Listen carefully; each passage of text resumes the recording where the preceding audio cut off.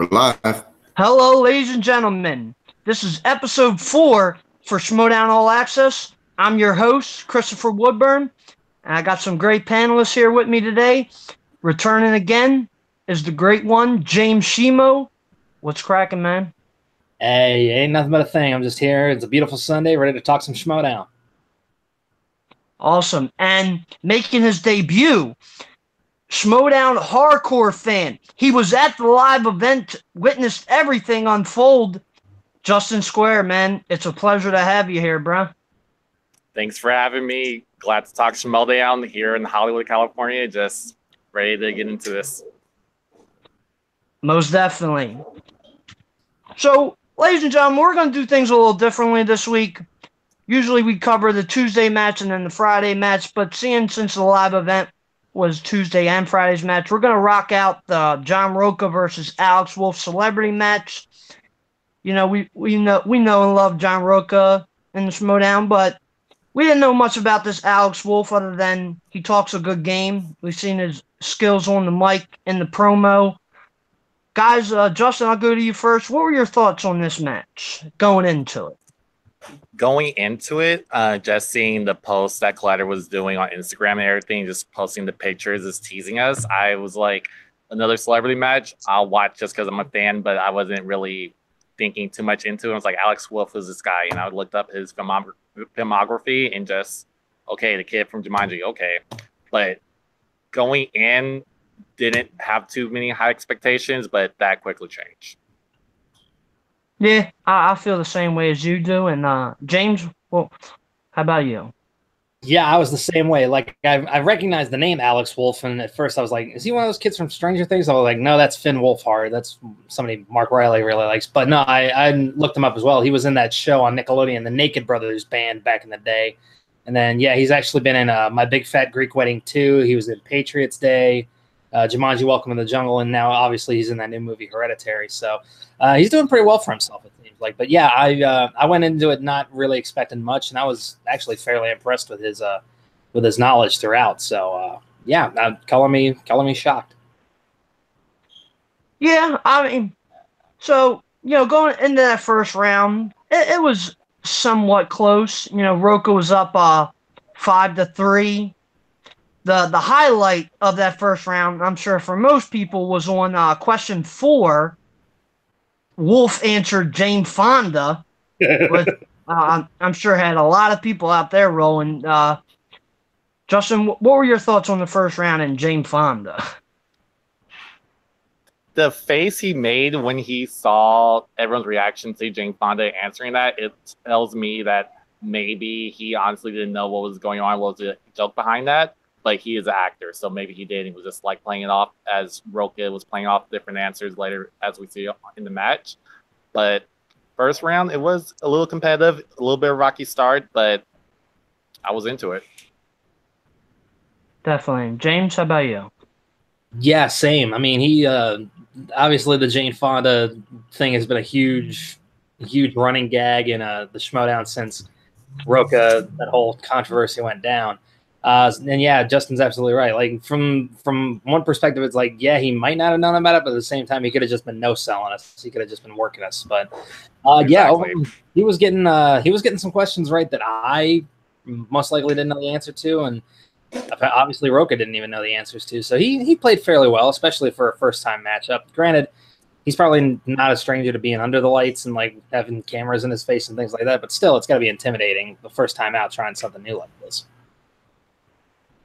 Yeah, I'm not gonna lie. Roca actually surprised me a little bit. He struggled. Like, for me personally, I got 7 out of those 8 right. The only one I didn't get, of course, was the animated question. Jolie voiced Tigress. I never would have known that, but I was surprised by Roca's performance in that round 1. Were you guys as well?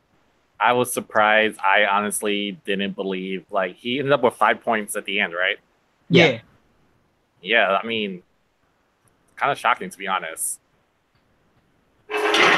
Yeah, I mean, I was the same way. I figured, I figured he would at least have cleared 7 or 8 before, gone perfect round or even gotten a bonus out of that. But yeah, I mean, when you go into it, maybe, and who knows, he might have been a little cockier. I mean, we know sometimes his outlaw persona bleeds into his like real persona and how he actually is, and maybe that was one of the situations where the lines kind of blurred, and that kind of worked to his disadvantage a little bit. But like I said, you never know. But overall, yeah, I mean, I thought it was cool that he knew that Lucy Liu was in Kung Fu Panda, because he knew immediately after he answered and it was wrong that it was Angelina Jolie instead. So yeah, that's a fair point.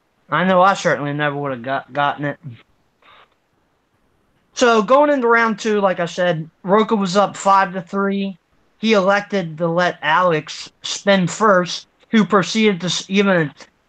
Now, this was an exhibition match, so I think in a regular match it wouldn't have flied, and Christian said this much on Rundown, but Alex spun that wheel very weakly and got opponent's choice, and he picked comedy. He did pretty well. Choice. Yeah, he spun Spinner's choice, and he picked comedy. And he got 3 out of 4 for 5 points. Roca got the 1 steal on Jerry Lewis, who played in the original Nutty Professor. Mm-hmm. Well, I mean, I'm a little surprised. Now, I'm gonna jump ahead a little bit. Alex, he did well on his 5-point question, getting those answers on James Dean, but I was really surprised that he didn't know at least Jerry Lewis on multiple choice for playing the Nutty Professor. I mean, what were your guys', Justin? What were your thoughts on that and the round as a whole on Roca's? All right. Well, I'm gonna back up to the spin. I feel like a lot of people make a big deal of how hard you spin the wheel, and it's like there isn't a set rule. And to me, as long as it goes around more than once, you're fine. But I can see why some people are like coming down on him a little hard about that. That's just my personal take. But as far as the match, the Jerry Lewis question for Nutty Professor, I honestly didn't know that. When I hear Nutty Professor, I think of Eddie Murphy, but I know there was a version before that.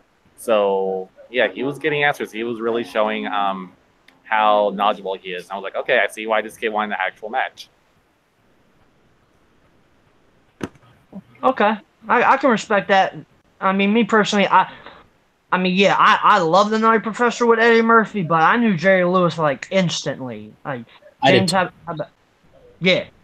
yeah, but I mean, to go off Justin's point, he's very much correct. Where a lot of people feel like going into these matches, they have to spin that wheel as hard as they can, like it's the freaking Price is Right, and that's not necessarily what you need to do. In a lot of ways, it's actually probably more advantageous strategy-wise to spin it a little bit lighter, not necessarily so light that it doesn't go around a full like 2 or 3 rotations, but light enough to where you can follow where it's going, maybe get an idea of where you're going to land, and then prep to think, okay, if it lands here, here, or here, do I spin again? Do I keep it? What's going to hurt me the most?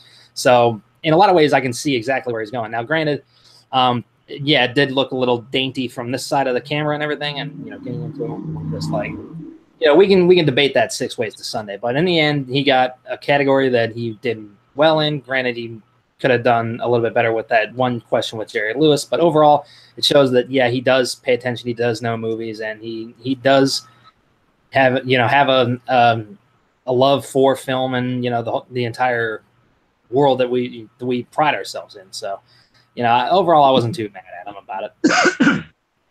Absolutely. I mean, I'm not necessarily saying that when a competitor spins a wheel, give it everything they got, but something a little more with some more power behind it. I mean, that's my personal opinion anyway.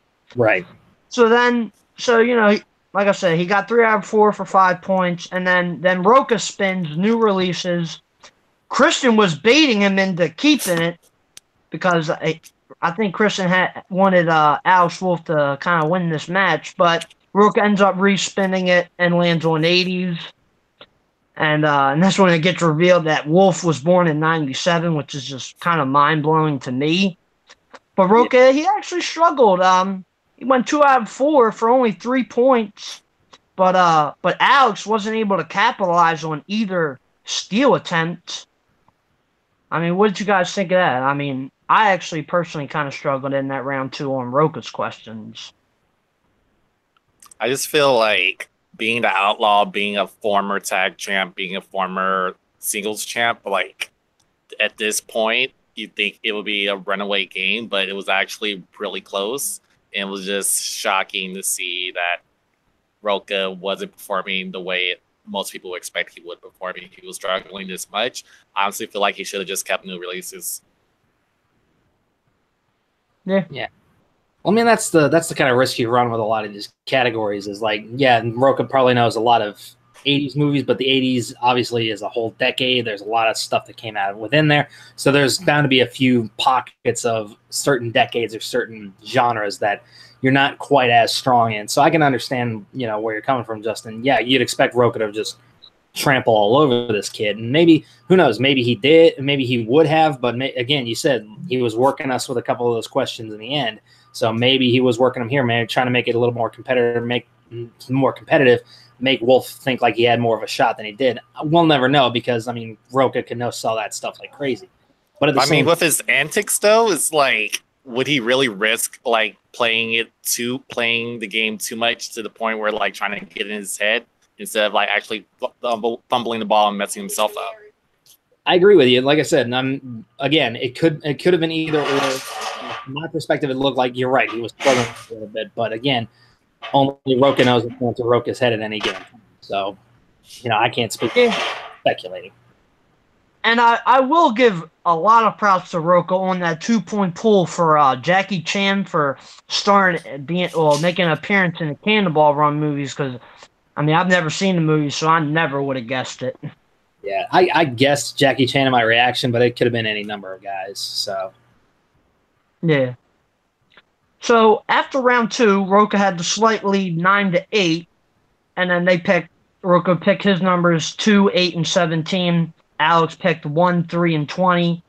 So Alex, he gets his 2-pointer, and it was for coming of age movies, and it was Who Played the Dying Girl in Me, Earl, and the Dying Girl. He got that, Olivia Cook. So then it bounces back to Roka's 2-pointer. It was for family films. It was what actors had voice roles in Gerard Butler, Jay Baruchel, and America Ferrera had roles in what animated film, and Roka got that, How to Train Your Dragon. So then it goes back to Alex's 3-pointer was for Steven Spielberg, and it was name one of the 2 films that he directed in 2005. He guessed Munich. The other answer was War of the Worlds. Yeah. So then you bounce it back to Roka for his when Alex's 5-pointer was for famous actors and actresses. It was Roka's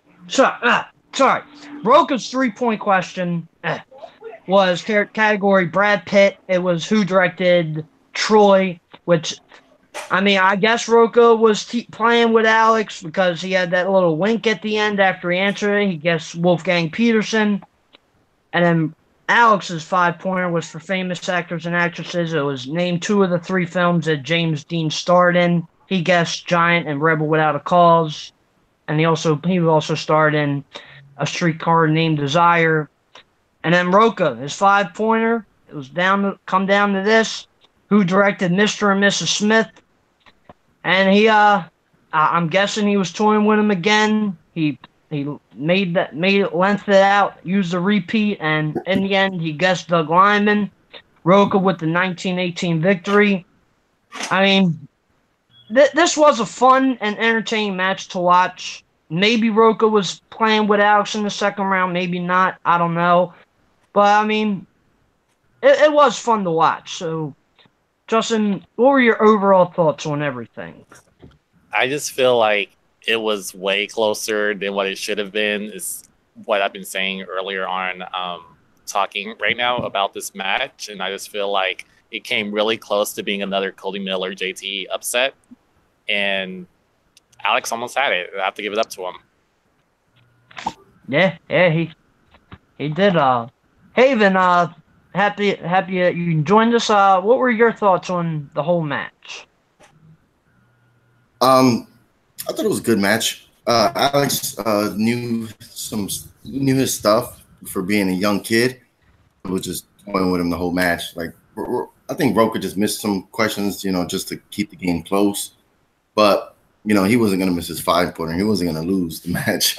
Roca has too much pride. That's where it stopped. That's when he was like, okay, I'm done. You know, I gotta win this. You know, I think my favorite part was just the intro, man. You know, now I realize that, you know, 3 sushi dates before you get any action. That's the new rule now.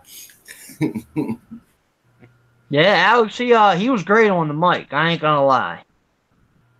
Mm-hmm. James, how about you? Yeah, overall, yeah, it did come down a little bit closer than I was anticipating. Like I said, I believe Roca was kind of, you know, working this kid a little bit, you know, trying to make it a little bit more interesting, you know, trying to give him a little bit of a feeling that he could actually win and actually, you know, whatnot. But yeah, and like you said, Chris, these are celebrity matches. They're meant to be fun. They're not meant to be taken very seriously. I mean, we can all remember earlier on this year when the cast of Ash vs. Evil Dead came in with Bruce Campbell, and that was a whole nother circus that went down. I can see Justin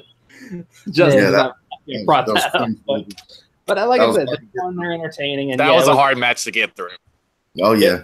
It was a cluster and a half, but it was still fun. It was still entertaining. And like I said, you can just come away, you know, happy that you get to see so many of these Schmoedown matches, because that's the thing overall is like the more Schmoedown that we get, the more celebrities we get on these Schmoedowns, the more likely they are to have a fun time, let their friends know what's going on. The Schmoedown gets bigger, it gets more, you know, more positive press, and therefore it's able to grow and, you know, garner more mainstream attention. So I'm not mad at it. Oh yeah, and something else I wanna add. Like Christian was mentioning in that pregame, you know, he said to Alex, you know, we can bring you in, and this can just be, you know, fun, easy softball questions. But I'll give him props. He wanted to be challenged, and he delivered. And I know this isn't the first time that it's ever happened, but I'm sure it's the first time in a while where both competitors got all 3 of the round 3 questions correct. I can't remember the last time that's happened. Yeah, that's a good point. All I have to say is with the amount of playing around Roca was doing, he better be lucky his 5-pointer wasn't on Back to the Future. Or Jane Fonda. Or Jane Fonda. Yep. All right, well, if you guys have any more thoughts, we can move on to the Star Wars triple threat. Yeah, works for me. I'm good. All right, so yeah, in this triple threat, and then Justin, I'm gonna go to you first. Let me set you up here. We had the triple threat match at the live event. We had the former champion Ken Knapsack taking on his partner at Joseph Scrimshaw, Force Center Podcast. Thanks, James. And we also had Alex Damon, who he played in that 4-way before against Whitwer ended up winning, but Damon was impressive. Now, for me personally, and James, we talked about this last week. Like, my initial thoughts were going in this match. I thought this was Scrimshaw's match to win. It was his time. If anybody could beat Whitwer, it was him. But Justin, like, who were you favoring going into this thing, and just explain like the atmosphere in the room being there for this? For me, I was going for Ken. I wasn't too invested in the Star Wars match. When I went to the live event, there was a table set up, and you could just like buy things you wouldn't be able to find off of TeePublic. There were the T-shirts with advertising the main event, and then there were posters for both matches. I bought a shirt and I bought a poster for the Team Action Shire Wolves match. So I wasn't too invested in the Star Wars triple threat. The only thing I really cared about was like, I want Ken to win. I like Ken's character now. I want to see a Ken Sam Whitwer too. But recognizing the 5-way that happened before, I do see how great Alex was, and I felt like if Ken wasn't going to win, it was probably going to be Alex's game.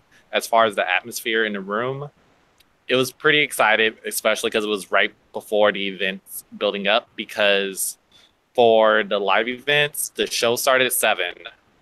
They started letting people in at 5, so people that came early for the meet and greet and the VIP seating, they were taking their pictures with Christian and Mark, getting things autographed, and just waiting a couple hours for the event to actually start. So when it did start, they showed the I don't know if you remember, but in the beginning of the video, they showed that little video package of where they were showing like different highlights of what happened in the Schmoedown's history on Collider, with the best spin moment, the Mark and Draco getting 5 and not getting everyone out at the free for all that good stuff. So people were getting pumped because of just like all the build up and Christian and Mark talking to the audience. And then when the match happened, it was just great. The theater passed out those light sticks that you saw that I didn't get one, and I'm really upset about that. But people were just ready for the match to begin and just excited for just everything that was going to come their way, and it just built. How big was the building that they was it how many seats do you think were did they have? I believe it was 345 people there. Oh, okay. Yeah. I feel like it was originally 300 tickets from like the first live event, and then they added 20 because I remember Christian putting that post saying we added 20 more seats. And then there were just other random people, or not random, but like other competitors there just watching, because there's like one big main seating area in the center where the stage is, and then there's 2 wings, and then it's like a smaller seating area. So I want to say those seats fill up maybe about 50, 75 people. So it looked pretty full, definitely way more full than the first live event. You took a picture, correct, with Mark and Christian? Yeah, I did.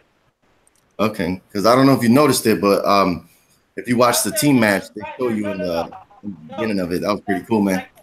Yeah, I saw it. I was like, hey. I honestly didn't expect for them to do that, because I just expected to see myself in the crowd, and that was it. But that was cool that they used that. Mm-hmm. Yeah, we couldn't really see too many crowd members. They kept it pretty dark. When the entrance is back to Christopher. Go ahead, bro. Well, I was actually going to take it to you next, Haven. Like, what were your initial thoughts? Who were you picking to win and all that? Well, I was picking Ken. You know, the two new people, they're all right. But I just thought Ken was going to demolish them, and then we'll have like Justin said, we'll have the part 2, which would have been a really cool match. To see them both. Former champion versus the guy that took his belt. I thought that would have been pretty cool. Well, speaking of somebody who's not a fan of the Lions, then I didn't want to see Ken win this match. James, how about you? Yeah, no, like I said, I mean, as well as anybody else, I don't need to go into my whole spiel about my disdain for the Lions then, but I'll give Ken his due. He does have one of the more fleshed out characters, I think, in the Schmoedown right now. Second, I think, only to Mike Kalinowski right now, because Mike is doing some of the best heel work I think we have ever seen in the Schmoedown right now. But yeah, going into this, I was very much pulling for Joseph Scrimshaw. I figured if anybody's got the better opportunity to take Ken down, it's the guy who does a Star Wars podcast with him all the time, who spends the most time with him talking Star Wars. So that was just the way that I was looking at it.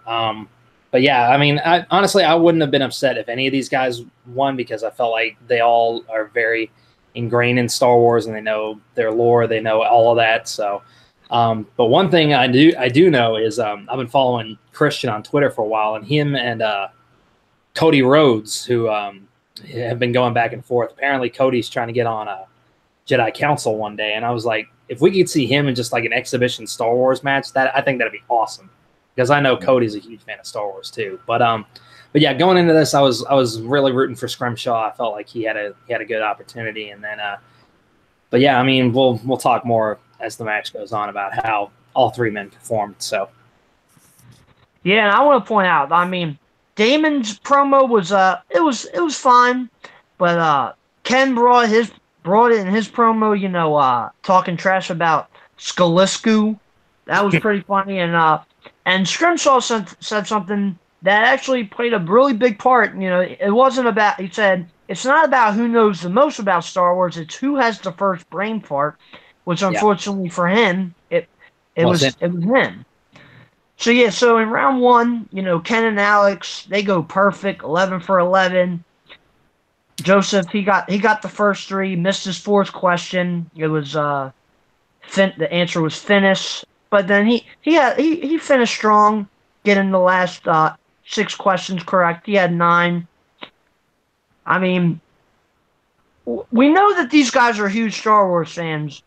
Were you at all surprised at how dominant Alex and Ken did going perfect? I mean, not surprised at all, especially Ken in that Iron Man match. Like, he knows his stuff, so like, and he wants that belt badly. So, not surprised at all with how dominant he was. And Alex, he's just showing why he's there and why he will be good to go up against Sam. Yeah. No, I'm with Dustin on that one. I mean, I know Ken. I've heard him talk on a couple of his podcasts on Jedi Council on Force Center. He doesn't just watch the movies; like he reads a lot of the canon material. He has like the visual history books, so he does his studying. And so I was not surprised at all to see him go 9 for 9 in there. Same thing for Alex Damon. Scrimshaw, like you said, mental brain fart never helps. But to be fair, like as I was playing through that whole match as well here at home, I would say the only question I really didn't know was the same one. What was Chancellor Valorum's first name? And then when we got into the bonus question, I blanked on it for a second because I was just, it went out of my head and I was like, oh yeah, that's what he said. So but anyway, enough about me. I mean, we're talking about these competitors, all of whom are obviously great voices in the Star Wars community, great Star Wars minds. I wasn't surprised at all by any of their performances in round one. Yeah, I have to say, same thing. Like, these guys know their Star Wars, man. Like I can't keep up with them, and that's why I'm not there. Star Wars, they just know their stuff, man. To see the two guys go perfect and the one guy, had 9 points, it was like, that's why they're there. That's why I think Christian booked those 3 to compete at the live event, because when he wanted the best, and those guys show why they're there. They kicked ass in that first round. Absolutely. So like I said, Ken and Alex were tied at 11. Joseph had 9, and Alex he spun first. He got a new hope. He kicked ass in it, going 5 for 5, 9 points, and then Scrimshaw went. He got 4 out of 5 for 8 points. Ken and Alex actually got a steal on their one opportunity on Joseph's turn, and then and Joseph spun Force Awakens, and then Ken, no surprise, because it signifies, his run in the Schmoedown. First he spins heroes, doesn't win any parts of it, spins villains, and Ken actually struggled. I mean, he got 4 out of the 5 questions correct, but he only got 6 points. Like, he had to go multiple choice, I'm sure, a lot more often than he would have liked. And he got 4 out of 5 for 6 points. The one question he got wrong, Alex and Joseph, they missed on an opportunity to get more points. I mean, what was your biggest take from round 2? For me, it was definitely Ken having to go multiple choice several times. Yeah, I mean, it's definitely interesting to see a guy who's a former champ have to go to multiple choice that many times around. But I think it also speaks to just the depth of the number of characters in Star Wars, especially in that original trilogy and a few of the other outlying movies where, there's so many background players, especially when it comes to the Empire, so many, Imperial Navy officers, Captain Nita, Colonel Yularen, all these other characters where you're like, oh, wait, was this character? Was this that? So there's a lot of depth there.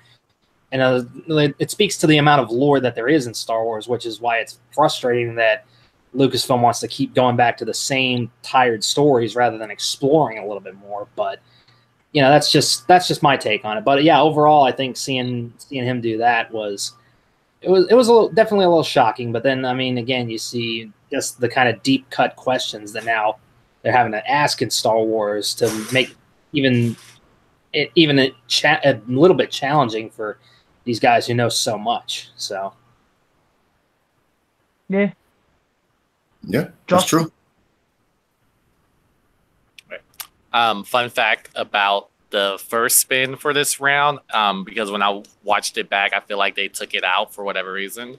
But when Joseph, I believe he was the first person to spin, that first spin, the crowd was chanting chanting Meryl Streep, and there was a little joke by Mark saying, "Is she even in Star Wars?" But it was just really funny that people really enjoyed that chant so much, and then that's when they went to Natalie chant the second time.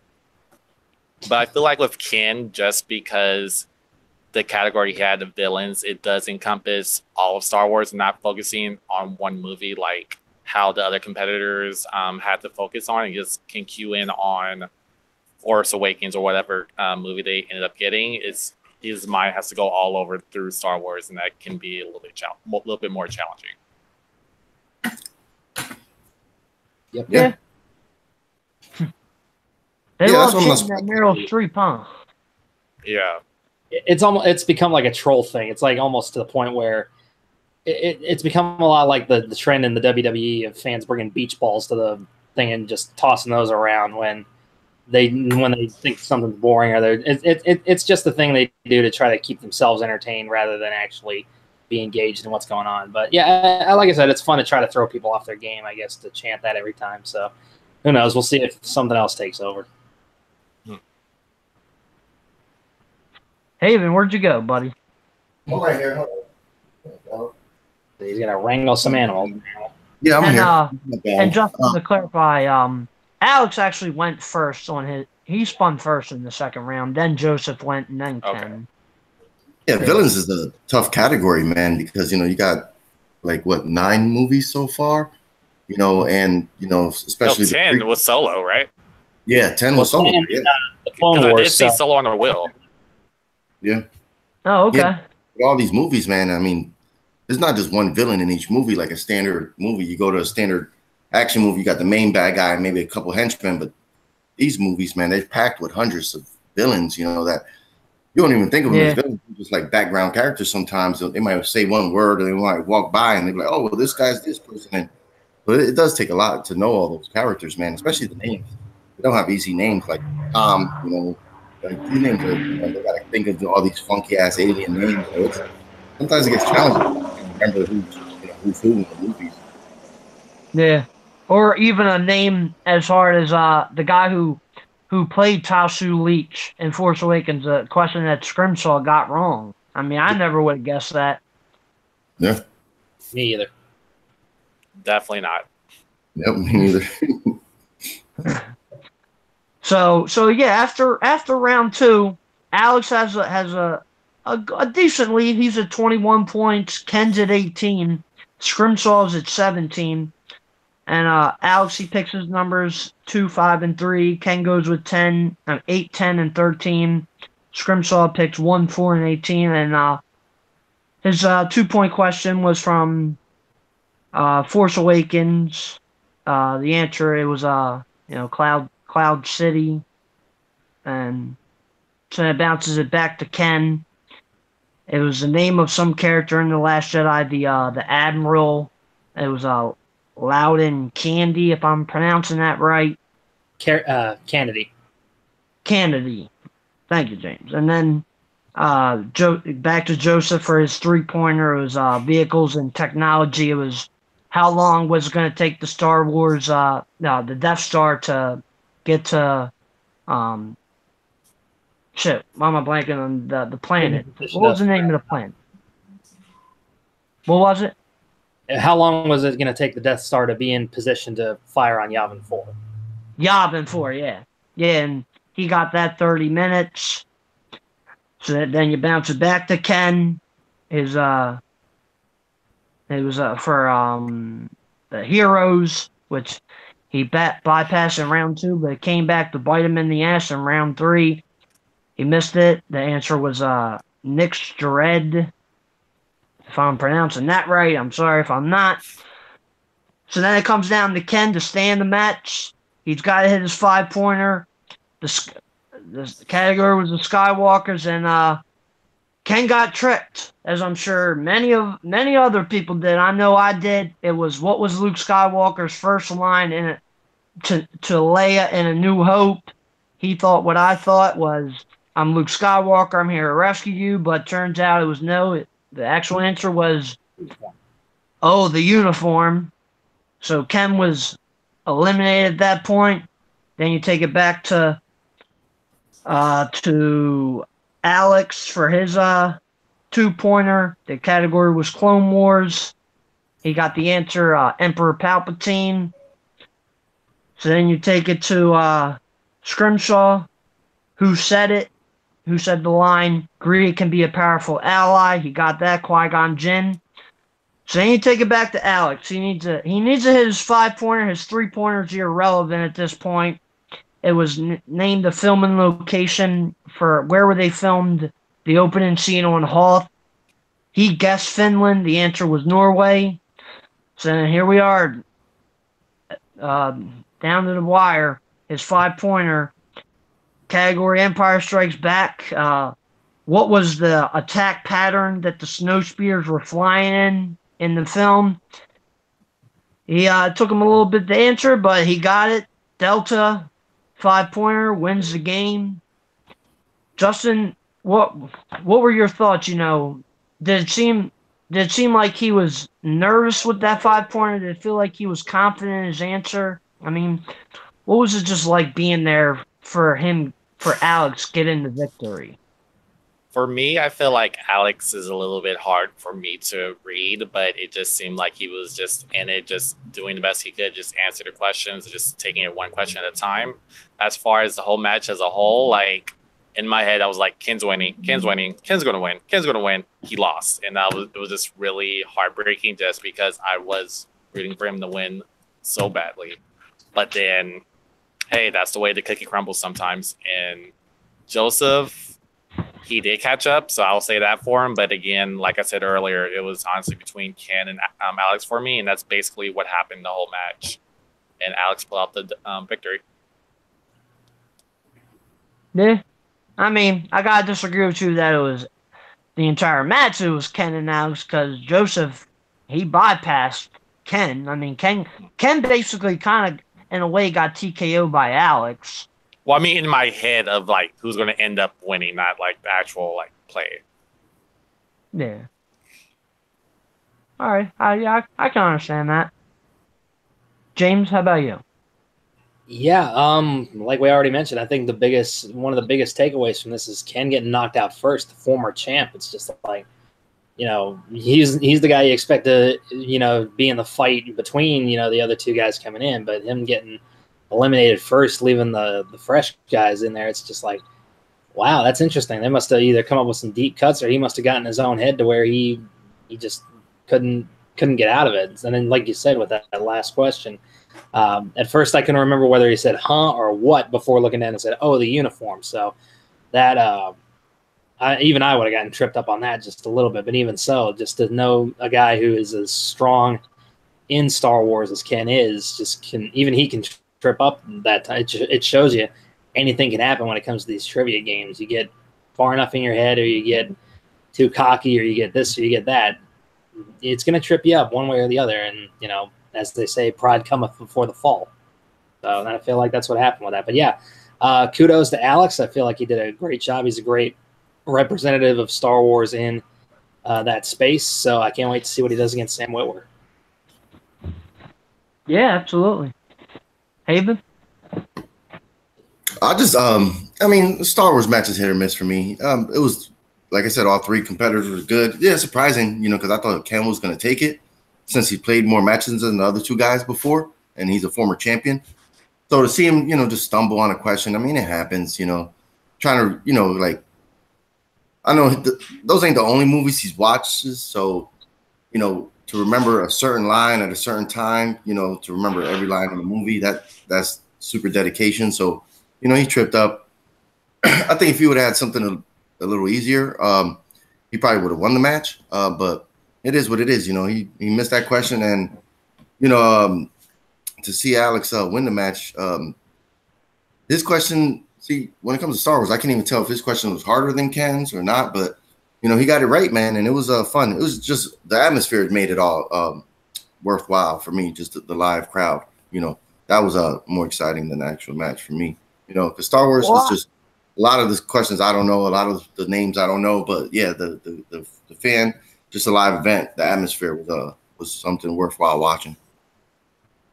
Well, I'll personally say now, granted, like I said, the question would have tripped me up. Ken's 5-pointer, but as somebody, I love Star Wars movies. There is no way in hell I would have ever guessed Delta. Yeah. I think it's a much more difficult 5-pointer. Yeah. Well, that's the thing is, like, when it comes to that, you think military strategy, you think your military alphabet, was it Bravo, Delta, whatever kind of stuff. So yeah, that definitely could have tripped anybody up in that situation. But I think Haven's got a good point. Like, the crowd does play into this, because you figure when they're doing these matches normally, they're in front of like maybe a handful of maybe 20 people that are just invited friends just sitting in the crowd. To be in front of like 300 to 400 people, and the pressure of that, and then cheers and noise and whatever kind of external stimulus, that definitely plays a factor into it. Because I know for a fact, being a stage actor, when you're just doing a group thing for like 50 people at like an old folks home versus doing it for like 300 to 400 people in an amphitheater, is a totally different animal. So I definitely think that probably had a big impact on what went down with Jim, with what happens later. To counter that, though, James, I would, under normal circumstances, agree with you, but you got to remember, Ken played in a Star Wars match in front of like 800 people last year at Star Wars Celebration. So, and he played pretty damn well in that match. I'll agree with you. To counter that point, Alex and Joseph did not, and look who ended up winning, one of those two. So, again, it's a trade-off one way or the other, however you decide to look at it. Some people are better at blocking it out, some people aren't. And again, it also comes down to the difficulty of the questions as well. And definitely in round 3, you expect those questions to be a little bit more on the, the upper tier of difficulty. So, like I said, there's a whole number of different variables that could go into the result that we saw. So I'm not advocating for one over the other. I'm just saying it probably played a part in some capacity. Yeah, I mean, it's possible. So we'll talk a little of future match. Damon, he's going to be going up against Whitwer at the Collision. Damon is a monster. We'll all agree on that. Is he good enough to defeat Sam Whitwer? It depends on the format, because the whole reason why the Iron Man match was created was just because Sam wanted to focus more on just answering questions and not worrying about rules of the regular Schmoedown Championship format. So it can go either way. But if I had to put money on it, I'm still sticking with Sam. Yeah, same here. Yeah, I'll agree with that 100%. Whitwer is a veritable encyclopedia of, like, I swear he's got a hard drive in the back of his head with all this Star Wars information.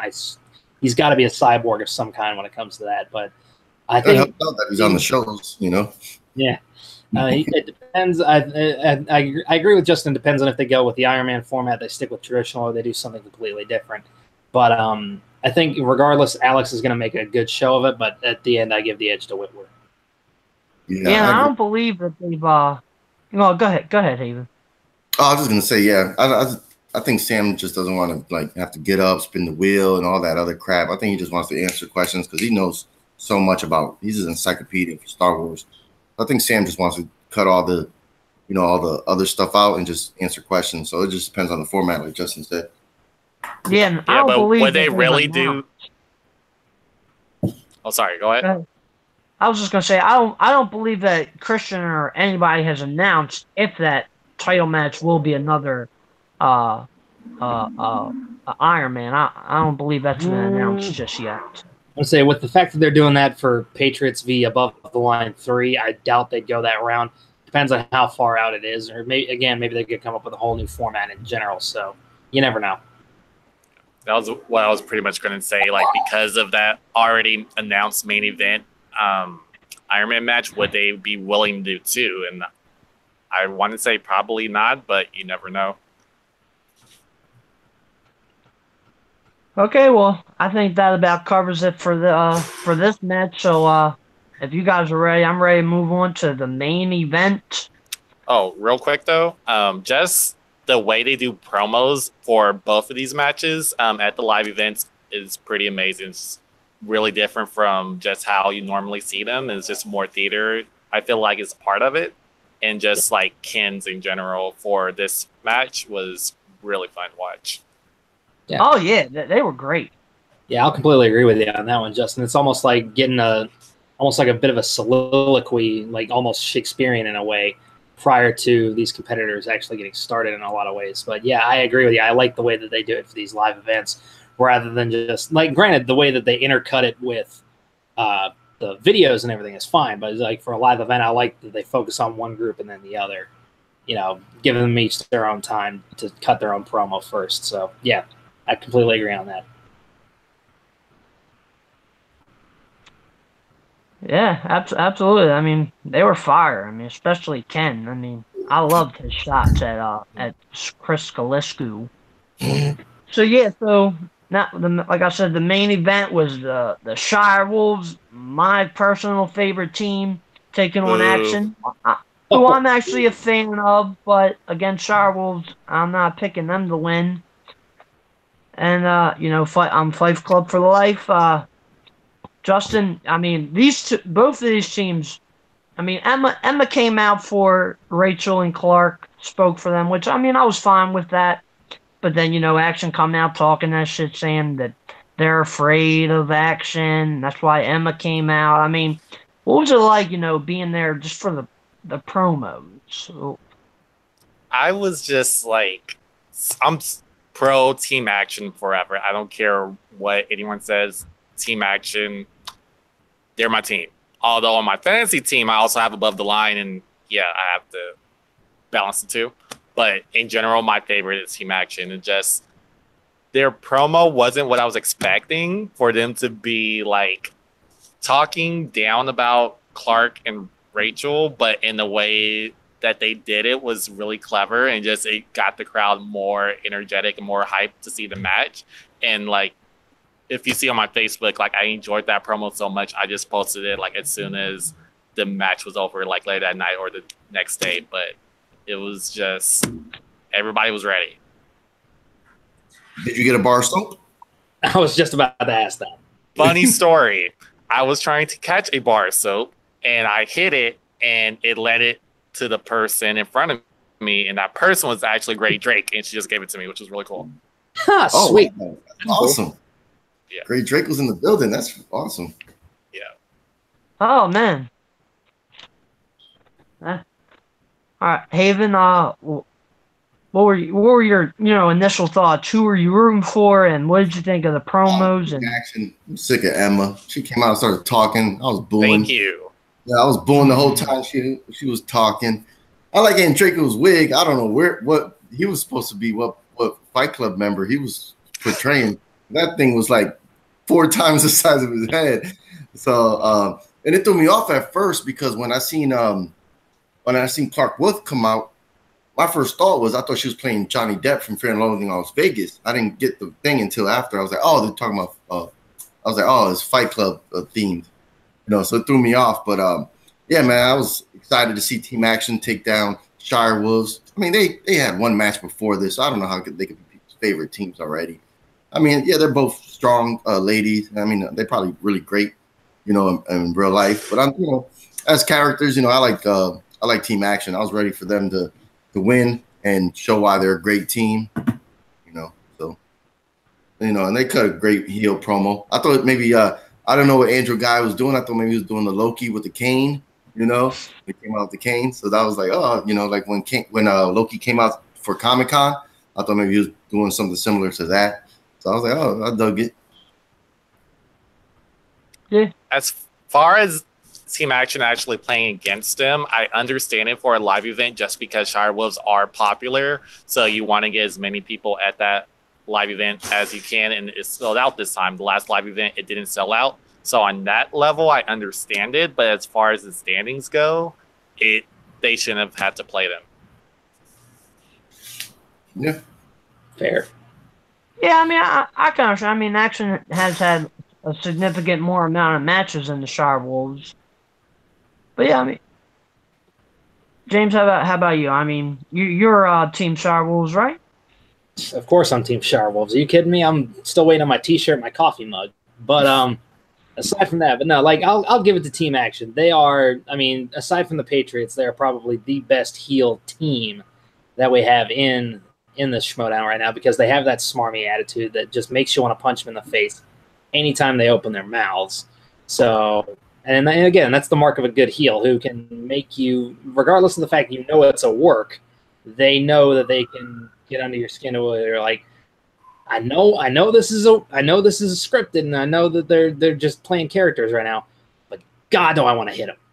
But yeah, no, I was completely in there for the Shire Wolves the whole time, and I got to give major props to Rachel Cushing, because I know she has a huge thing. Like, I know it took her a while to get in front of the cameras. I think it's got like something to do with, like, she's not a fan of big crowds, or she has like some kind of stage fright or like public speaking anxiety or whatever. So the fact that she was willing to go out and do that, I mean, I know it took, as long as it took her to get in front of the cameras just in the studio, and then to go and do this in front of damn near 400 people, takes a lot of guts and a lot of heart on her part. So props to Rachel Cushing on that one. But yeah, I was behind them the whole time. Granted, like I said, action I wouldn't have too ticked off if they won, but I was kind of happy to see the Shire Wolves continue their story. So. Oh yeah, and let me say, I'm actually a pretty big fan of action. I just happen to like the Shire Wolves a little bit more. Like, Andrew and Ben they're awesome. I love watching them. And I'm sure it has absolutely nothing to do with the Shire Wolves manager. Yeah. Okay, so going into this first round, it wasn't a great start for Andrew Guy. He missed his first 3 questions.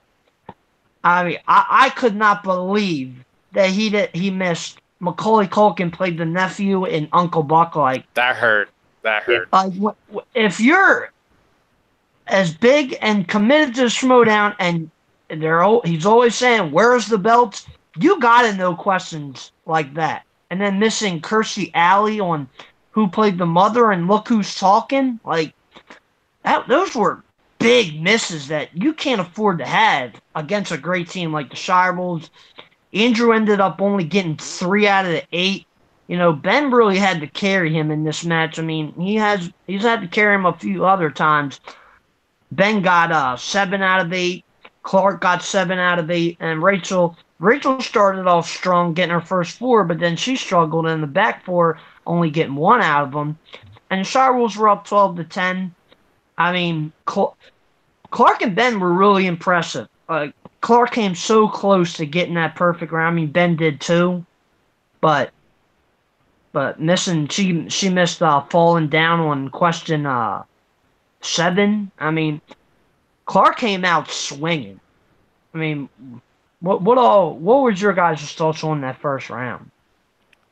I just feel Andrew, like, and Christian says, like, I was listening to him on some podcast. He was saying that people are crapping down on Andrew a little too much, but when he has those misses, like the Uncle Buck miss, it says a lot, and it's like it keeps happening. Like, I remember one match Andrew missed a Pulp Fiction question that was pretty obvious. I think it was what color was a briefcase, the color that it glowed or whatever. And it's like, I feel like questions like that he really needs to pick it up on, and it's like if he does a better job in round 1, Team Action and generally don't need to struggle so much later on in their matches. And even though if you look at the record and you see how many times they've lost, with the exception of Top 10 2, I feel like all their losses were pretty close and it wasn't that big of a difference. It was only by like a couple of points they actually lost the match by. So I feel like Andrew has to pick up in round 1. That's like my biggest takeaway in this round 1.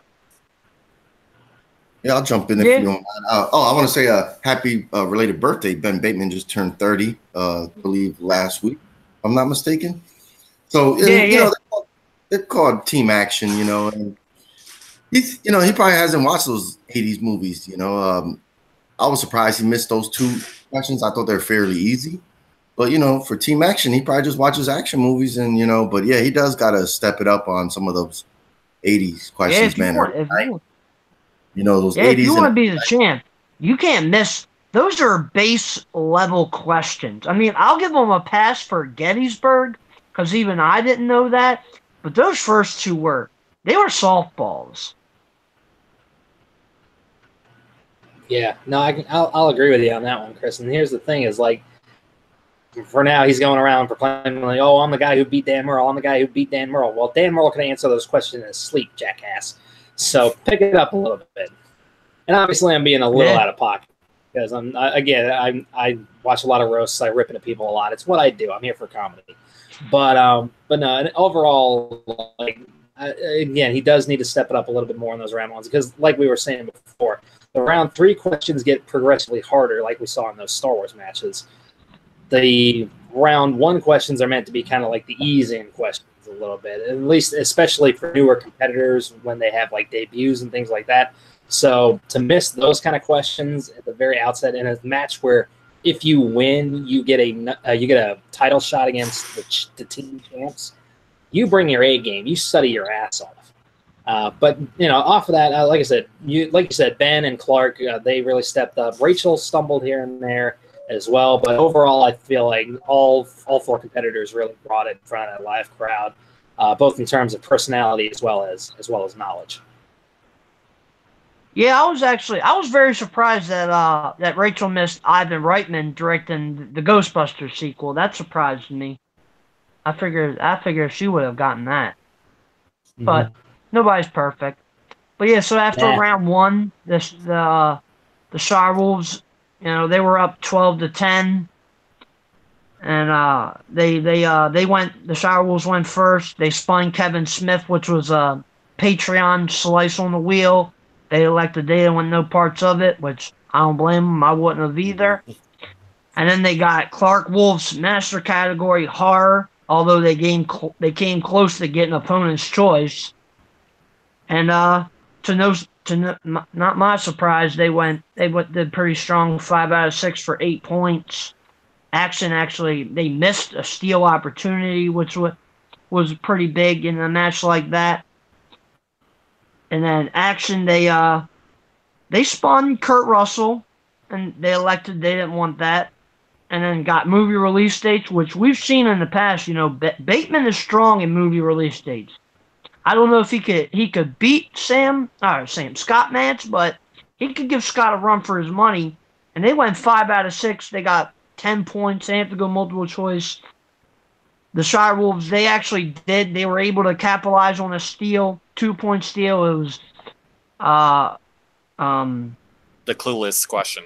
Yeah, the clueless question. What year did it come out? 95, which I knew that because it was the same year because Paul Rudd was in Clueless. He was also in The Revenge of Michael Myers. They came out the same year, so I remembered that. And, after round 2, the Shire Wolves, they're up 22-20. What were your guys' thoughts on that round 2? It was good. Well, one thing I do want to point out, Shire Wolves, they got the category they're good at, horror. They went multiple choice 2 or 3 times. Team Action, they got movie release dates. They went multiple choice once. Team multiple choice, I don't think so. Just want to put that on the table. Exactly. Yeah, I never bought into that whole team multiple choice. See, occasionally they do, but it's ridiculous to call them team multiple choice. Yeah, everybody goes multiple choice in the second round. Only a couple times have people not gone multiple choice. So it's just people hating because of the greatness of Team Action. They're trying to find any excuse. That like and the Kmart suits. I'm sick of hearing both of those things. Right, those things are high quality suits. I've talked to Ben and Guy. Designers come to their house, to measure them and to get suits for them. They don't shop at no Kmart. But people find any excuse when you look like they look like, and you got a fan base as rabid as they do. People are always going to be haters, and that's what they have to deal with when they're so great. Yeah, I'll just say this. When it comes to those suits, I've stopped calling them Kmart suits. As far as I'm concerned, their suits, their suits and everything, they are the perfect model for the Ken dolls that are coming out in those business suits because much below the waist they are anatomically accurate. Anyhow, I'm playing fun at Action again, but no, multiple choice. Like I'll say it straight up. Like even in my first debut wrestling trivia match here on Jack of All Trivia, I even had to go to multiple choice once. Everybody's got to do that every now and then. Granted, for a lot of those horror movie questions, I'm not even a big horror movie fan. I found myself being able to answer without having to go multiple choice. So everybody kind of hits those points, especially because even though Clark's probably a little bit more confident, Rachel probably has a few misgivings here or there. So there's got to be a back and forth with the team chemistry there because they both have to be comfortable with whatever answer they give in a lot of situations. So, like I said, it could just come down to the fact that maybe neither one of them were very confident, or one was confident, one wasn't. They wanted to play it safe. So either way, like you said, it just went in. We went into round 3 the same way we came into round 2, 2-point lead for the Shire Wolves. So, like I said, it came down to the wire as a match of this caliber and a match with the kind of stakes that this one should have. Yeah, and Justin's right. Action didn't go multiple choice not once. The Shire Wolves went multiple choice 3 times. I think they went multiple choice once. I forgot what question it was. I want to say it was their last question. No. They didn't. Action didn't go multiple choice at all because Action went 5 out of 6 for 10 points, and the Shire Wolves got a 2 point. Oh, that's right. Yeah. Yeah, they didn't go multiple choice at all. Yeah. Well, in terms of release dates, you got to figure they're anticipating what I anticipate anytime movie release dates comes up. It's going to be the year that it came out, and then like 1 or 2 years before, or like 1 or 2 years after. So it's just a bunch of numbers that are very close together. So it's not going to give you much of a way to narrow it down in a lot of ways. Yeah. But you got to be careful, though, because unless you're extremely confident, you say a year and then it's wrong. The other team, Clark, I imagine that Clark probably knew that, but you can't be taking chances like that. It could have limited the Shire Wolves to only getting 1 point if they did get the steal. Unless you're confident, it's risky to not go multiple choice. It is very risky to not go, but even then, if you're not confident about it and you go multiple choice, you get it wrong, you leave it more open for them to get it right because you've just eliminated one of their options. So there's a trade-off either way you do it. Yeah. But you also don't give up a 2-point steal. You can only give up 1 point. Right, I'm just talking which in this match was big. Oh yeah. It was big, but they also went second. They had to start taking those chances because they had to make up those points. So I don't blame them for taking a chance. And they were only a year off, so yeah. Yeah, they probably thought they knew it. That's why they didn't go multiple choice, They probably thought that they had the right year. And like Justin said, they're only off by 1, Yeah, I can see what your guys are saying, but for me personally, unless I'm 100% sure, I'm not taking that risk. Yeah. So after round 2, the Shire Wolves are still up 22-20. They pick their numbers are 7, 12, and 19. Action picks 3, 10, and 17. Action get their 2-point question. It was category was Jodie Foster, who played the prosecutor and the accused. Andrew took that, and he guessed William, or he guessed William Hurt, but the actual answer was Kelly McGillis. And then it goes over to Ben, for their 3-pointer. For category fantasy sci-fi, it was named the remake, the 2002 remake that starred George Clooney and Natasha McElhone, if I'm pronouncing that right. And after a little deliberating, Bateman, he gets it, Solaris, so it bounces it back to the Shire Wolves for their 2-pointer, which was biopics. It was who played June Carter in Walk the Line. Clark got that right away. Reese Witherspoon. So you send it back to action, and this is where the match gets controversial, to say the least. They get their 5-point question is for category family films. It was who voiced Aquila in The Jungle Book. Now, I'm gonna get my thoughts on this first, and then I'm gonna take it to Justin because he was there. I heard Bateman say Giancarlo Stanton, but clearly Christian did not. Justin, when you were there, did you hear him say Stanton? he said the wrong answer, and I was upset at that wrong answer, and I was irritated. So I understand everything that happened afterwards, but he definitely did not say the correct answer first. Yeah, so you heard him say Stanton. Yeah. Now my only question, I mean, maybe it's because they had headphones on, but do you think that's why Christian didn't hear him say it, because he had headphones on? We got It could have been they're feeding in the audio from the mics so they can hear in that environment, or at least that would be my guess. But you never know. Anyway, Justin, I'm sorry I cut you off. Go ahead. Oh, no, you're good. Just, it could have been a lot of different things. It could have been, lost my train of thought, but it could have been a million of different things that influence why he couldn't have heard it in that moment. That's the question for Christian. Yeah. Okay, and now it could have been the crowd noise. You know, once he said his answer and the crowd knew it was wrong, maybe it could have been the crowd noise. Maybe Christian looked away for a second. You know, maybe his microphone or maybe his headphone set acted funky at that time. So who knows? Yeah, could have been any number of things. Okay, and my follow-up question is, now, as you stated today, you're a big Team Action fan. Were you happy with the decision that they made? You know, even though, as you said, you heard him say Stanton, which was wrong. Were you? I mean, you probably were happy with the fact that Action was given a second 5-point question. I mean, I imagine you're probably happy with that. Did you think it was the right call, though? The logic part of me says that since Christian didn't hear it for whatever reason, that made the most sense to do. And it was the same category too, so fine. But the fan in me wanted them to just take the second answer he said so they can just keep the match going. And I was just upset in that moment just because, like, how do you miss that? Especially because they give you the Breaking Bad hint. So just run through people in Breaking Bad. I'm pretty sure they're fans of the show. So it was just, like, a very irritating moment. But logically, like, to just give them a different question, I understood that.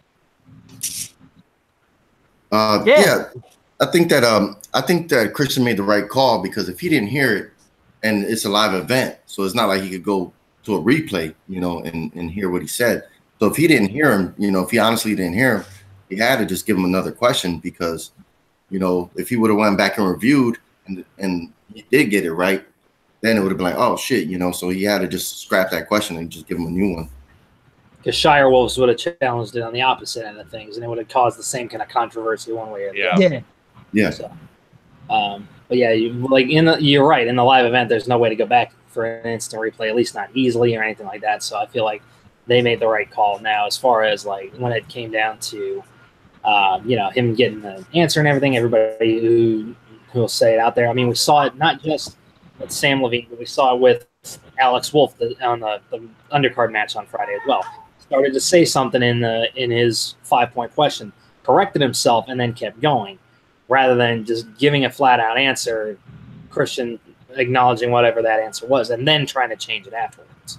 So there's a huge discrepancy there for anybody who wants to make that argument. Yeah. Christian actually posted earlier today. Or was this yesterday? He posted something on the State of the Union thing. Yeah, I saw that.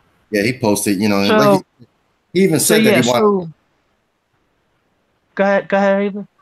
I was just saying that Christian did post some stuff about the matches and people just, like, you know, got to chill out. And, you know, he was talking about it right here. You know, Ben switched his answer up. It's not the same thing as Sam. You know, and Christian says here that he wants to get maybe, you know, get referees, you know, to be closer, you know, I'm guessing closer to the thing, because they should have had Christian and, you know, maybe sit closer to the competitors, but they were sitting a little further away. So maybe that's why he couldn't hear it too.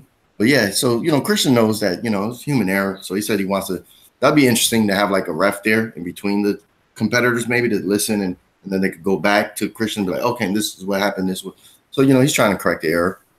My thing is, one way to quickly clear that up is just for round 2 or round 3, have the judge or whoever is on the desk that day just ask final answer, and then have the competitors confirm. There you go.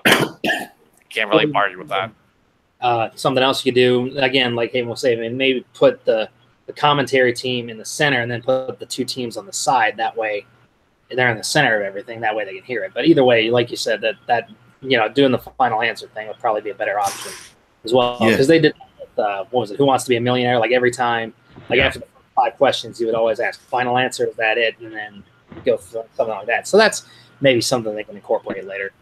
Yeah, because they did that with the Alex Wolf, when he started running off the stuff, and Christian said, hold on, what's the final answer? And he says it. And Christian's has done that before in certain matches when the guy's like trying to think out loud and say something, and he's like, oh, and then, the whoever the opponent is, like, oh, no, that's wrong, I won. And Christian's like, hold on, what's the final answer? Because sometimes, even me when I play, sometimes, I'm more verbal, so I'm like thinking of the answer while I'm breaking it down. So I'm talking at the same time, until I, go through the logic, and I'm like, okay, that's the answer. It's my final answer. Right. It just needs to be consistent. That's the main thing, because it's too many things are like up in the air and maybes and different things playing differently one day and differently a different match. So it needs to be a little bit more consistent. Yeah. Yeah, absolutely. And Team Action, they dodged a big bullet there, for at least in my opinion. They got the best possible scenario out of that whole situation, because they're given another 5-point question. And then, for me, this was probably the biggest softball 5-pointer I can remember. Who played Mr. Wilson in Dennis the Menace? Now, I loved that movie in the 90s. I remember a lot about it. Leah Thompson played the mother. Christopher Lloyd played the hobo.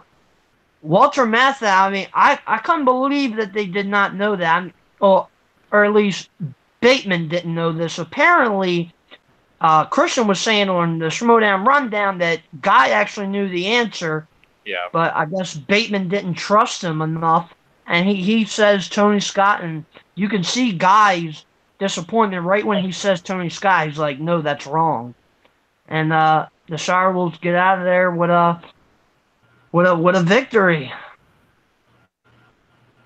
Yep. Just to correct you there, it was Tony Curtis, not Tony Scott.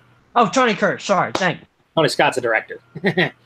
Yeah. Tony Curtis, that's the guy. He starred in The Odd Couple with Matthau, right? Oh no, that's Jack Lemmon. Yeah.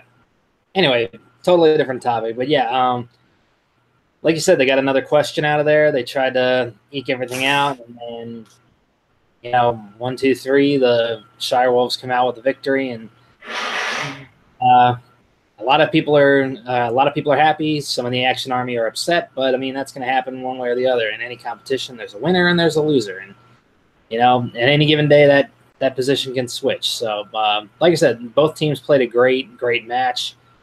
Made it very competitive, made it very entertaining for the live crowd, I'm sure. I'm sure Justin can attest to that. But yeah, I'm looking forward to more from both of these teams down the line, especially with the Shire Wolves now being granted a number 1 contender match against the world's finest. So I'm looking forward to it. Absolutely. I just want somebody to stop the Five Club, because I'm a fan of Mark. I like Rachel a lot. Clark, not as big of a fan, but she's cool. It's just Emma. Like, I love her when Clatter did TV Talk. She's cool whenever she appears on Screen Junkies. It's just a character in the Schmoedown. I am seriously annoyed with her character, and I just need somebody to shut her up a little bit. I'm sorry. You might want to watch what you have to say there, Justin.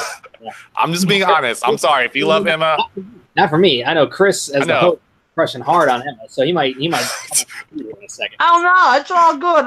You don't have to love Emma. You don't have to like her. Everybody has somebody that they don't like.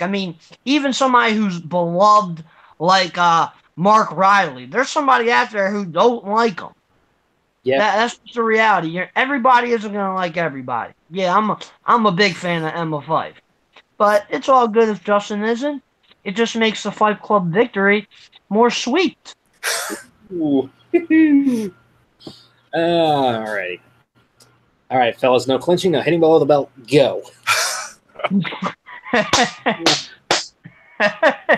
messing around. Well, line Ryan Reynolds gave in Deadpool. I don't take the shits. I just disturb them. Good one. And you guys were right. Guy, playing up the heel. He was saying how, they got the short end of the stick with that 5-pointer, but it was different with Sam Levine.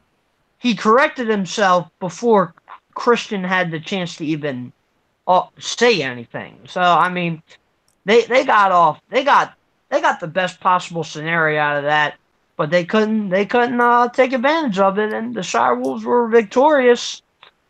That's what Emma said in the post interview, and I was mad at her because she's right, and it really irritated me. It's just like, why didn't they just say the other answer first? Yeah. I mean, I never would have got Giancarlo Stanton. That's a damn baseball player, not an actor. It's probably why Ben got confused. He plays for them damn Stankies.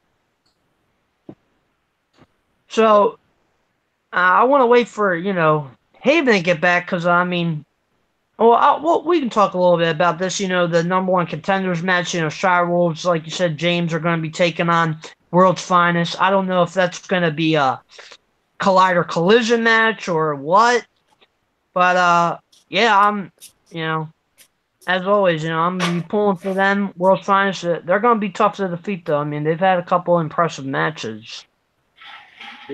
I just feel like, I kind of need to look at the standings to get a better idea of this, but I just feel like it's still a little too soon for a number one contender match. I feel like both teams need one more match and then a number one contenders, just because I feel like with the teams that are more highly ranked, they have more wins under their belt. But it is what it is. I'm looking forward to it. I mean, I could see where you're coming from, Justin, but you got to remember, the Patriots got a title shot in their third match. And that's a title shot. Well, the league was early. Or it was still growing back then. That's the difference. Yeah, I mean, that's true. Yeah, that's fair. I mean, like, you're right, Justin. Both teams, I feel like, could stand to get at least one or two more wins under their belts. But at the same time, again, now I don't know if they're planning this for the Collision, because we do know that the Collision is taking place July 13th. So, I mean, it could take it could take place anytime between now and then. It could take place then. It depends on how much they're trying to throw out there. Because again, we've still got this whole Inner Geekdom tournament going on, and who knows if they're trying to prep an Inner Geekdom match for the Collision as well. So there's a number of different ways some things could plan out. So maybe them getting that number one contender spot does happen, or that number one contender match does happen at the Collision, just because they got so many other things they're trying to wedge in there before that starts. But even then, like, that's a month out. And with 2 matches a week, that's only what, like 8 matches, or like 8 or 10 matches between now and then. Yeah, and I assume most of them are going to be that Inner Geekdom tournament. I mean, next Friday we have Ethan Irwin taking on McWeeny. But I mean, I assume most of these weeks are going to be IG matches. Yeah, Tuesday's an IG match. Yeah, Markia taking on Rachel. I mean, Markia, man, she might have bitten off more than she could chew, but we'll see. But if she wins that match, though, that's just going to change everything. Oh yeah, I mean, I don't know. I mean, I like her on Hero. She's appeared on Movie Talk. I like her. I mean, it was a surprise to me seeing her play the heel, but she did it pretty well, I gotta say. And I'm not saying she can't beat Rachel, because I don't know really the extent of her knowledge, but Rachel is not going to be easy to defeat. No, right. No. And that's the thing, is like, you're right. Anything, like I said before, anything can happen in this game, in the Schmoedown. Markia could absolutely pull out an upset victory, but until I see it to believe it, I have to quote Ezio Auditore da Firenze, che la morte non sia crudele, requiescat in pace. Whatever that means. Yeah, for those who don't speak Latin, that means death be not unkind. Rest in peace. Oh, okay. I will say this off the Shire Wolves real quick. If they do win that number one contender match, I hope they do play above the line, or Patriots. It doesn't matter. If they play one of those teams and they lose yet another number one contender match or title match, just to add that to the list. Oh man, we got a big time Fight Club hater in here, James. Mm-hmm. Oh yeah, like I said, and he's absolutely entitled to his opinion, just like everybody else, you know. And I love it.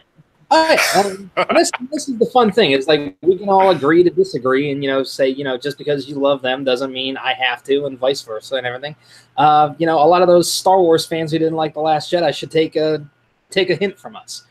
But yeah, at the time, I could sit here and stand on my soapbox and preach to everybody, but this is what it's all about: is respectful discourse between fans, which is what used to be the norm, and now it's just descended into the same thing that our politicians do on a daily basis, which is schoolyard name calling. So, what are you going to do? Yeah. The part where they're on the casino planet was my favorite part of that movie. I'm sorry, I can't say that with a straight face. I was kidding. No, I would have not. And I think you're right, Justin. I do believe that, assuming the Shirewolves hopefully do win that #1 contenders match, me and James have talked about it previously. I don't see any scenario, and maybe this is cockiness or confidence in above the line, but I don't see above the line losing to Patriots. I actually think they'll win by a fairly decent margin. Yeah, like I said, we talked about this at length. I mean, again, it all depends on how well the Patriots do in the time leading up to that speed round, because we've seen exactly how good Sam Levine is in that speed round. Now, granted, in the match with Clark Wolf, he had a little bit of a stumble there, but even then, he's going to be practicing on that buzzer even harder between now and July 13th. So, it's possible. I don't see it happening anytime soon. The Patriots are good with the buzzers too, but it all depends. Like that first Iron Man match, like it just looked like it was going to be Sam, and then that 2-minute mark hit for the speed round, it could have been anybody's game. Yeah. I mean, that speed round in so many different championship matches has been make or break. So, I mean, I feel like it could come down to that for a lot of different matches, but especially in a team Iron Man match, absolutely. Yeah, and to go back to the Rachel and Marquia match, I'm really excited for that. Like, Marquia, I really want to see how well she can do. I mean, going up against Rachel, I'm really excited for that. So, Haven, he's been MIA for a few minutes, so let's get to the biggest moment of the entire thing. Andrew Guy comes out, and Justin, you can answer this. Me and James differ on this opinion. When Andrew Guy came out and he's talking, he's got Dan Murrell here, he's telling Murrell to come out. When the fake Dan Murrell came out, was that Ben Bateman? I couldn't tell when I was there, but rewatching it, it kind of looks like it was Ben. Really? Yeah. See, I knew that it wasn't Murrell because I noticed the hair, but I knew it wasn't Murrell either. I just didn't know who it was. Yeah, I'm looking at him after James has said this. I'm like, I don't see it that it's Bateman. I mean, granted, it could have just been quick and easy. Well, not necessarily easy because of that suit that he was wearing. But once their promo was done, both of them would have gone backstage, or at least Andrew would have. It would have been that difficult for Ben to follow him backstage, change clothes real quick, mess up his hair, and then throw on a hat. Again, that's just the actor in me, so I don't know. But it could have been just some random extra. It would make more sense that it would have been Bateman, just because they would have been in on the joke together, like planning this whole thing, exactly how to respond to these questions and things like that. Because I feel like that's something Ben would do for Drew, is to help him kind of put this farce together to take the piss out of Dan Murrell. So, like I said, I could be right, I could be wrong. I wasn't there. I don't interact with people who put this together, so I have absolutely no inside information. Just from my point of view, that's what it looked like. Yeah. I mean, Justin was there, and he kind of thought that it was. So, I mean, maybe it could have been Bateman. Who knows? And, next time any of us gets to go to a live event and we get to meet and talk with Christian, maybe we can ask him. Yeah. So he starts doing these little trivia questions, like, you're the GOAT. What is a GOAT associated with? And then he asked some who played June Carter and walked the line. He gives that funny answer, Jodie Foster. And then some music begins to play. The lights go out. I don't know what's about to happen. And then we get the reveal. The Four Horsemen. Now, Matt Nose takes the hood off, and then Roca, and then Inman, which Inman, like I said, we discussed last week, I expected Inman to join the Horsemen, but then Mark Riley, Yodi himself, reveals himself. That was the holy shit moment for me. I mean, and then they're putting up the 4, then all of a sudden they're putting up the 5, and I'm thinking, I see the 5, but I actually it doesn't click in my head right away. 5 Horsemen, and then the lights go out again, and then you get the music with the shining, and then I'm thinking, holy shit, 5 Horsemen, and we get Dan Merle, and then the place fucking erupts. I mean, Justin, what was it like being there for that? I mean, is that it's your second appearance at a live event. Is that your biggest holy shit moment in the history of the Schmoedown? It has to be. Like, after it happened, my head was still spinning for like an hour afterwards because I couldn't fully comprehend what was going on. Like, with the 4 Horsemen and everybody unhooded, I was just like, wow, this is crazy what's going on. And then when that 5th figure came out, like right before he unhooded, I just shouted out Mike's name because I felt it was going to be Kalinowski. And then it was Merle, and it was just like my head was spinning. Like, I never even felt that kind of excitement. I don't feel like ever. It was intense. Everyone was screaming. It was. I'm reliving it right now. Like, I can't even put words to describe just like how intense, how crazy, how wonderful, and all these other different feelings it was just seeing him there. And also because I drafted him last on my fantasy league this year when people thought I was crazy, and he came back, so I was also excited because of that. But yeah, it worked out. Yeah, I mean, for me personally, like, I really expressed my excitement, in my reaction vid. I talked more about it at the end, but in the moment, I was fucking speechless, and I had goosebumps. My hands were up in the air, and I couldn't believe what I was witnessing. And I gotta give James some credit. Last week we were talking about, Kristen said that something goes down at the live event that will change the Schmoedown forever. He mentioned Dan Merle showing up. I didn't think Dan Merle just showing up to confront Guy would be a holy shit moment, but him joining the Horsemen, which I never could have predicted, that is a holy shit moment. And take that into account with Riley joining the faction. I mean, I'm a big fan of the Fife Club, as you all know, but the 5 Horsemen, they're gonna wreak havoc and quick. Yep. It's just. No, go ahead, James. Oh no, yeah. I was gonna say, yeah. We talked last week. Like, yeah, I had floated that idea, and I believe, if I'm not mistaken, I have to go back and watch it. Didn't I float an idea that the Horsemen would show up as well? I don't remember if I did or not, but I think I might have brought that up. But regardless, I mean, you think about it. I mean, Nost and Roca, we knew were going to be involved. Inman, I thought, yeah, it's probably he'll probably join in at some point. We all assumed Kalinowski, but then you get Mark Riley, you get Dan Merle, and who are the 3 guys who were fighting the hardest for that belt last year? Dan Merle, Mark Riley, and John Roca. The 3 guys who were at each other's throats, had the biggest amount of heat between each other, putting that all to the side and joining forces. It's a super squad. Yeah, Schmoeville batten down the hatches. Shit's about to get nuts.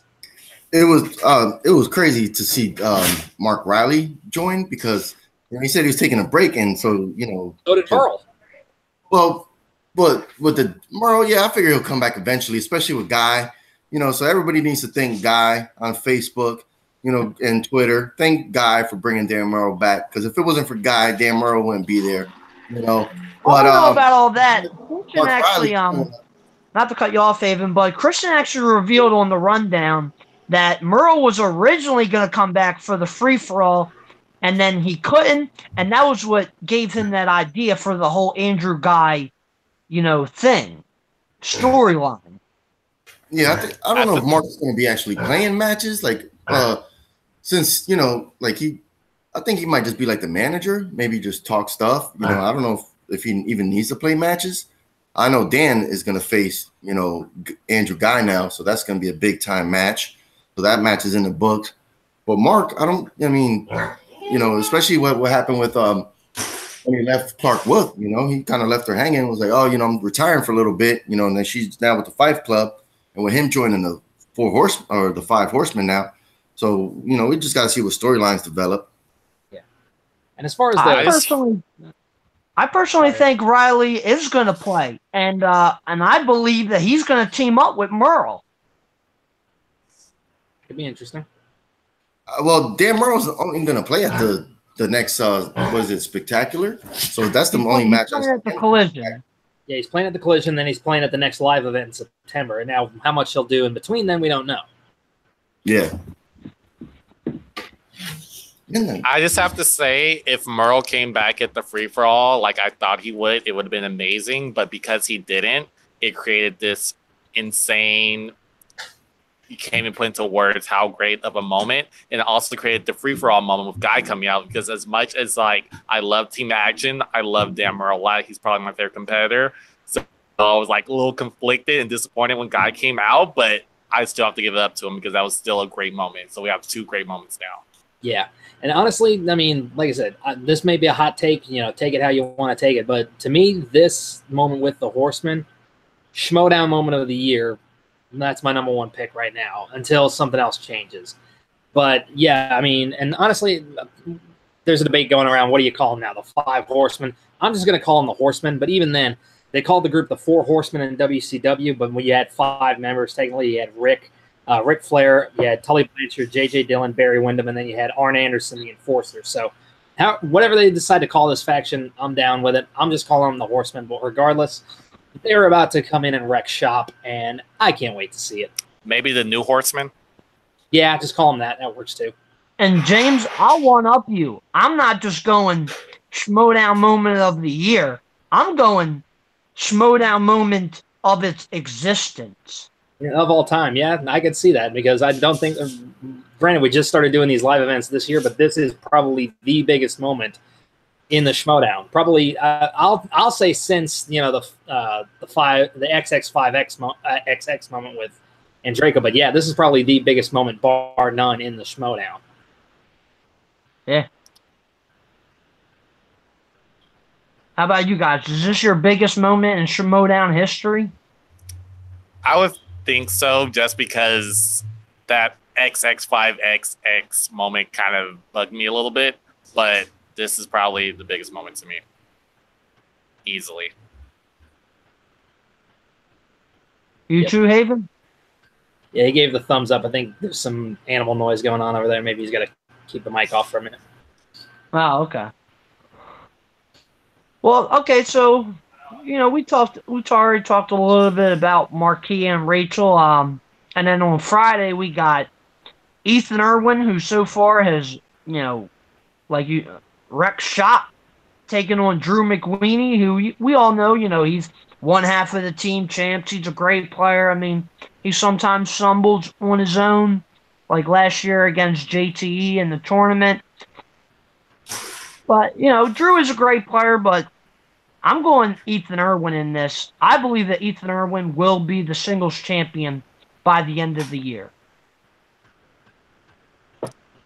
In general, for this week, I'm excited because I have Marquis on my fantasy team. I have Ethan Irwin on my fantasy team, and I actually got him because I was in a position where I was going to be in last place. I was just looking for who can I draft? Who can I draft? And I remember Christian was saying this guy, keep an eye out for him. And I was like, I'm going to pick him up. And he hasn't disappointed me yet. And, this guy, free-for-all, says it all, his performance there. So, Drew has some misses, but I feel like Ethan's, a little bit more laser-focused. So, I'm easily going to go with him. Yeah, I mean, this is definitely going to be an interesting match because from what we've seen of Ethan Irwin with the matches he's had between his debut match. I'm blanking on the name of his opponent. Yolanda Machado or something. Machado. Thank you, Justin. And then his performance in the free for all, and then the follow up match with Juan Harris. I mean, the guy knows his stuff. He is obviously a beast when it comes to trivia. And then you get Drew McWeeny, who we've seen with a proven track record. He's one half of the team champs. So this, to me, again, I go into sports analogies a lot. This is Tyson versus Holyfield. This is Hulk Hogan versus Macho Man. This is your marquee matchup. And this is one that I think is going to shape the landscape of the singles division, because whoever comes out with a victory in this situation has a very good shot, to me, of taking that singles belt from Sam Levine down the line. Yeah. I mean, you guys have any other thoughts on that match? I mean, I'm predicting Ethan Irwin's gonna get this victory and move one step closer to taking down Sam at some point. Not about that match, but just about the standings. Just because Stacy right now is 4-1, I believe. So yeah, she's getting closer to playing those real top competitors. So I'm trying to figure out who's she gonna play next and how is she gonna do, because she's probably gonna be in a position where she's gonna have to play Ethan or Drew or Jeff or Bibiani eventually, because they're at the top right now. So I'm just curious to see where she's going right now. Yeah. I mean, I would think, assuming Ethan wins this match against Drew, maybe put him and Stacy in a match, and whoever wins that gets a number one contender match. Yeah, I could see that. But yeah, I mean, she did call out Rachel, though. Forgot about that. Yeah, that's true. So yeah, we're gonna definitely see that at some point in the line. And you've also got now Janine looking to take on, I believe she wanted to take on Andreyko as well. So there's a lot of shakeups coming, as far as I can tell, with the Schmoedown in general, but even more so in the singles league. As far as the match itself goes, I think Ethan Irwin's got a good shot at it, but I just can't bet against McWeeny right now. I just can't. He's on a roll, and I mean, he's gone from dropping to JTE at one point down the line later to, becoming just running through the Ultimate Schmoedown alongside Sam in the team division. They came close at the Spectacular. Then he's been working his way back up. He's got those team belts now, and we already know he doesn't need Sam Levine to win a match. We've seen him just dominate in many different scenarios. So, like I said, it's hard for me to bet against the Godfather right now. Yeah, and that's completely understandable. And Drew very well could win. I just think Ethan, he's got the hot hand. Very true. I don't feel like he can be stopped right now. Like I said, I'm going to say anything can happen. We'll see. Yeah, I mean, Brienne defeated him and Bibiani at the free for all, so yeah, it could happen. Yeah. And that's another thing. When's she gonna use this championship match guarantee? I mean, it's been a little bit. When's she gonna use it? Spectacular 3. It's gonna be a triple threat between the winner of the Ultimate Schmoedown, whoever she's gonna give her thing to, and the champion. Randomly just thought of it right now. Really? You think they'll wait that long? She's got a full year. I mean, look how long they waited to reveal Makuga's partner. Yeah. Yeah, that's true. Exactly, like you were saying. I mean, they can hold that card as long as they want to, until she's got an idea of who she wants to give it to, or even if she wants to use it herself. I know she's busy doing stuff with the Patreon and everything right now. She's also a mom, so I know she's probably got a full plate, so she may not want to actually compete. She may give it to somebody, but I mean, by all standings, she's losing Kalinowski already. So, I mean, who else is there for her to give it to that she can A, trust, and B, she feels like is worthy of it. So, I mean, there's a feeling out process for that as well.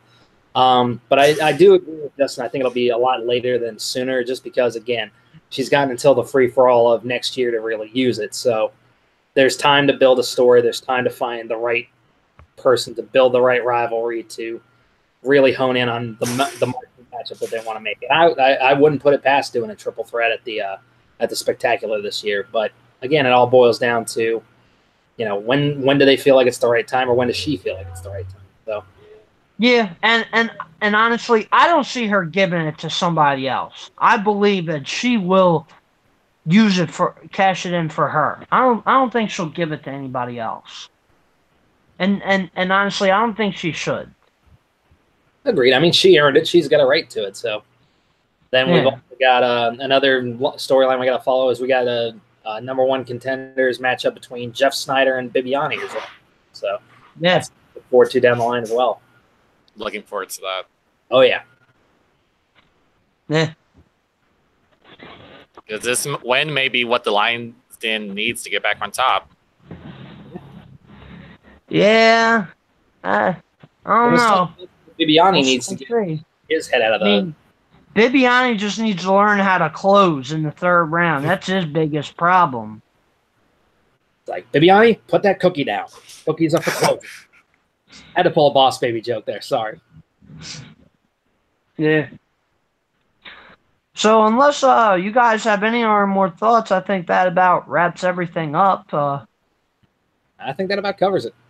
Yep.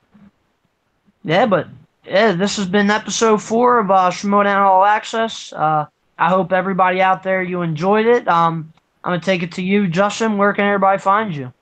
All right, you can find me on Twitter and Instagram at Justin is a Square, and in the Movie Trivia Schmoedown Facebook page, where you will see me posting usually at least once every day. And yeah. James? Yeah, you can find me on YouTube at James Shimo. You can also find me on Twitter at James E. Shimo. On my YouTube channel, you can catch my Schmoedown reactions, death battle reactions from time to time, movie trailer reactions. I also host my own show there called Sweating It Out, where it's a bunch of nerds just getting together, nerding out over whatever they feel like. I also compete here in Jack of All Trivia. I compete in the wrestling and the movie leagues. I'm also looking to run the Inner Geekdom leagues. We should have our first match in that league once it's been revamped, starting hopefully next Monday. So be on the lookout for that. And find me here on Schmoedown All Access. And I'm actually doing a push right now to try to get a couple more subscribers on my YouTube channel. Once I hit 100 subscribers, I will be doing a Jack of All Trivia match and a Schmoedown reaction in a broken/woken Matt Hardy character, so that'll be a lot of fun.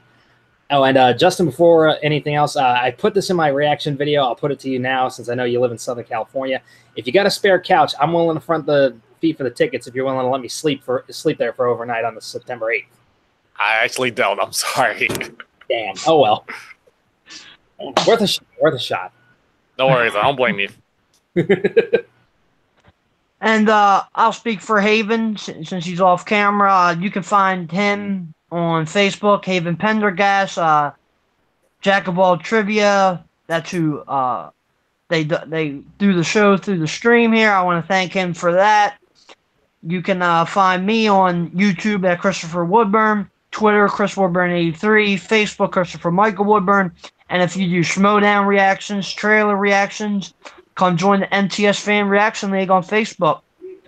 So until next week, it's your boy C-Dub, Justin, Haven, James. Peace.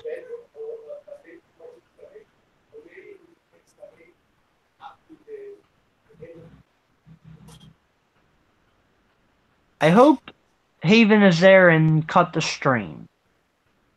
Doesn't look like he's done yet. Well, it looks like we're going a little bit longer. Oh, Justin left. Yeah, he tapped out. That's all right. Can you message Haven? All right, let's see here. Where's Haven? There he is.